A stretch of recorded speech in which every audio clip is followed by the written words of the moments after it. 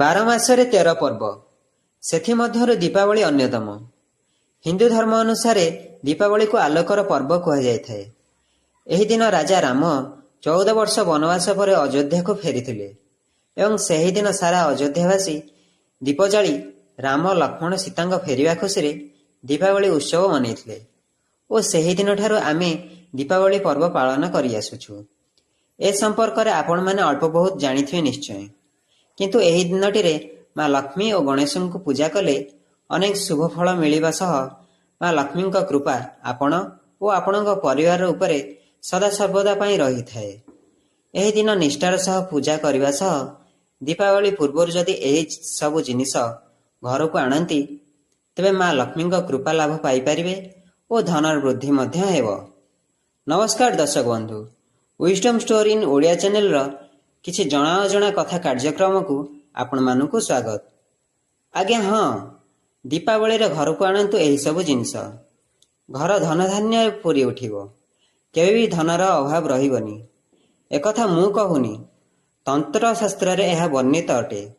ତେବେ ଚାଲନ୍ତୁ ଜାଣିବା ସେହି ଜିନିଷ ଗୁଡ଼ିକ କ'ଣ। ପ୍ରଥମଟି ହେଉଛି ଶ୍ରୀଯନ୍ତ୍ର। ଦୀପାବଳି ଦିନ ଏହି ଯନ୍ତ୍ରଟି ଆଣି ମା ଲକ୍ଷ୍ମୀଙ୍କ ନିକଟରେ ସ୍ଥାପନ କରି ପୂଜା କଲେ ତାଙ୍କ କୃପା ଲାଭ ମିଳିଥାଏ ଓ ଧନ ମଧ୍ୟ ବୃଦ୍ଧି ହୋଇଥାଏ। ଏହି ଚକ୍ରରେ 33ଟି ଦେବାଦେବୀ ରହିଛନ୍ତି, ଯାହାକୁ ମାଙ୍କ ନିକଟରେ ସ୍ଥାପନ କଲେ ମା ପ୍ରସନ୍ନ ହୋଇଥାନ୍ତି। ଦ୍ୱିତୀୟଟି ହେଉଛି ମୋତି ଶଙ୍ଖ। ଏହି ଶଙ୍ଖ ବିଧିବଦ୍ଧ ଭାବେ ପୂଜା କରି ଧନ ରଖୁଥିବା ସ୍ଥାନରେ ରଖନ୍ତୁ, ଦେଖିବେ ନିଶ୍ଚୟ ଧନ ବୃଦ୍ଧି ହେବ ଓ ରୋଜଗାର ମଧ୍ୟ ବଢ଼ିବ। ତୃତୀୟଟି ହେଉଛି କଉଡ଼ି। ମା ଲକ୍ଷ୍ମୀଙ୍କ ଆବିର୍ଭାବ ସମୁଦ୍ରରୁ ହୋଇଥିଲା, ସେହିପରି କଉଡ଼ି ମଧ୍ୟ ସମୁଦ୍ରରୁ ଉତ୍ପନ୍ନ। ଧନକୁ ଆକର୍ଷିତ କରିବାର ଗୁଣ କଉଡ଼ି ପାଖରେ ରହିଛି, ତେଣୁ ପାଖରେ କଉଡ଼ି ରଖିଲେ ଶୁଭ ହୋଇଥାଏ। ଚତୁର୍ଥଟି ହେଉଛି ଗୋମତୀ ଚକ୍ର। ଏହି ଗୋମତୀ ଚକ୍ର ଗୁଜରାଟରେ ଥିବା ଗୋମତୀ ନଦୀରୁ ହିଁ ମିଳିଥାଏ। 11ଟି ଗୋମତୀ ଚକ୍ରକୁ ଏକ ଲାଲ କପଡ଼ାରେ ବାନ୍ଧିକି ରଖିବା ଦ୍ୱାରା ଧନ ବୃଦ୍ଧି ହୋଇଥାଏ। ପଞ୍ଚମଟି ହେଉଛି ଧଳା ଅରଖ ଚେର।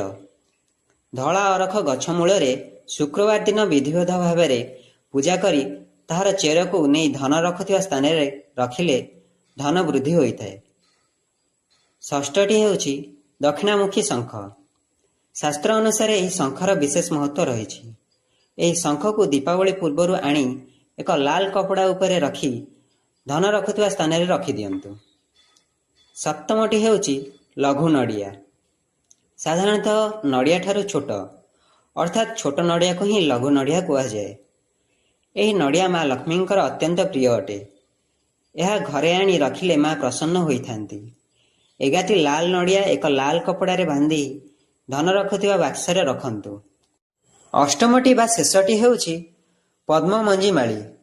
ପଦ୍ମମଞ୍ଜି ମାଳିକୁ ଆଣି ମାଙ୍କୁ ପିନ୍ଧାଇ ପୂଜା କଲେ ମା ଲକ୍ଷ୍ମୀ ଖୁବ୍ ପ୍ରସନ୍ନ ହୋଇ ଧନର ବର୍ଷା କରାଇଥାନ୍ତି ବୋଲି ବିଶ୍ୱାସ ରହିଛି।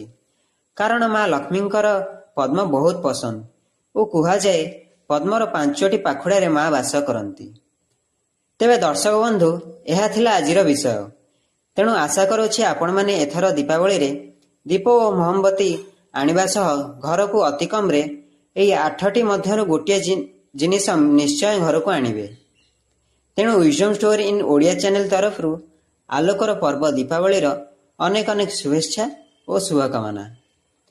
ଆଉ ହଁ, କେହି ମଧ୍ୟ ବାୟୁ ପ୍ରଦୂଷଣ ଓ ଅଧିକ ଶବ୍ଦଜନିତ ବାଣ ନ ଫୁଟାଇ ସବୁଜ ବାଣ ଫୁଟାଇବାକୁ ଅନୁରୋଧ। ଦୀପ ସବୁଜ ବାଣ ଫୁଟାଇ ଶୃଙ୍ଖଳିତ ଭାବେ ଏଥର ପାଳନ୍ତୁ ଆଲୋକର ପର୍ବ ଦୀପାବଳି। ଯଦି ଆଜିର ଭିଡ଼ିଓଟି ଆପଣମାନଙ୍କୁ ଭଲ ଲାଗିଥାଏ ତେବେ ଲାଇକ୍, ସେୟାର ଓ ସବସ୍କ୍ରାଇବ୍ କରିବାକୁ ଜମା ବି ଭୁଲିବେନି। କିଛି ଜଣା ଅଜଣା କଥା କାର୍ଯ୍ୟକ୍ରମକୁ ମୁଁ ଏଇଠି ରଖୁଛି। ଆଜିର ଭିଡ଼ିଓଟି ଆପଣମାନଙ୍କୁ କେମିତି ଲାଗିଲା କମେଣ୍ଟ ମାଧ୍ୟମରେ ଜଣାଇବେ। ସେଥି ପର୍ଯ୍ୟନ୍ତ ମୋତେ ବିଦାୟ ଦିଅନ୍ତୁ। ଜୟ ଜଗନ୍ନାଥ।